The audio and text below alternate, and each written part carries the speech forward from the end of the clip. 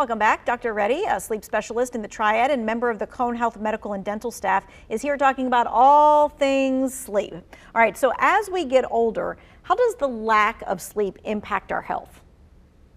So lack of sleep in adults can lead to obesity, heart disease, stroke, mood disorders like anxiety and depression, and it can also reduce our ability to fight infections, whether that's COVID or the flu or even cancer in some patients. So definitely a good quality sleep can impact our health as a whole. All right, and so what should you do if you just, sometimes people just can't fall asleep at night. So what should you do? Is it the counting of the sheep or what is it?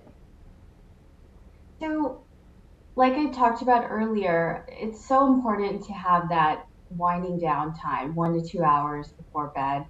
And once you find that relaxing activity, whether that's reading or relaxing, listening to music or meditating, when you find yourself awake for more than 20, 30 minutes, of course, don't count the clock, but get up and go to a quiet place and start that whole bedtime routine process all over again and distract yourself from the fact that you're awake because simply distracting yourself from the frustration of not sleeping can make you sleepy. And once you feel drowsy, get back into your bed and try again.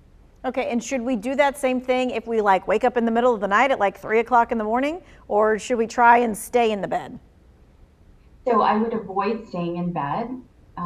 Definitely break the cycle and get, even though it sounds counterproductive, definitely get up and find that quiet place and break that cycle and continue that relaxing activity. Yeah, and it definitely is frustrating when you wake up at that 3 o'clock in the morning and you can't go back to bed. All right, so daylight saving time begins this coming weekend. We're going to be setting our clocks ahead an hour, so losing some sleep. What steps should we be taking this week to prepare?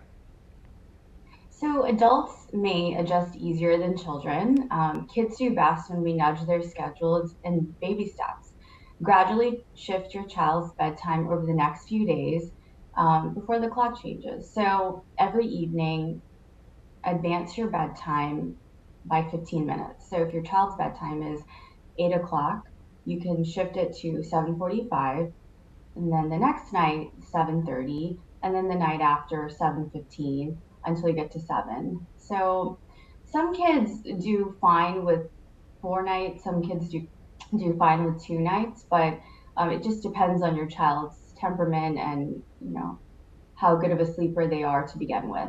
Okay, in just 10 or 15-minute increments seems like something that could be bite size and chewable and be able to handle that instead of just bang, an hour earlier than at the end of the week. All right, so if we don't prepare ahead of time, what kind of impact does losing that hour of sleep have on our health, whether it's kids or adults? So for kids, this can definitely affect their moods. It can make them more irritable. It can affect their appetite, their attention.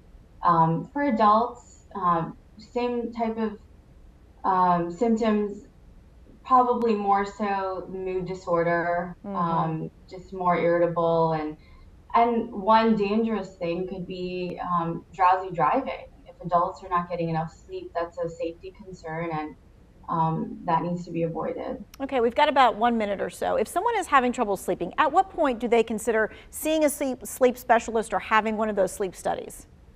Great question, Tanya. So if the sleep disruption is affecting your life, your quality of life, and it's been persisting long term, I would definitely say it would be time to see a sleep specialist to see if you are a candidate for a sleep study. And you can do some of those sleep studies at home. You don't have to go to the lab. That's true.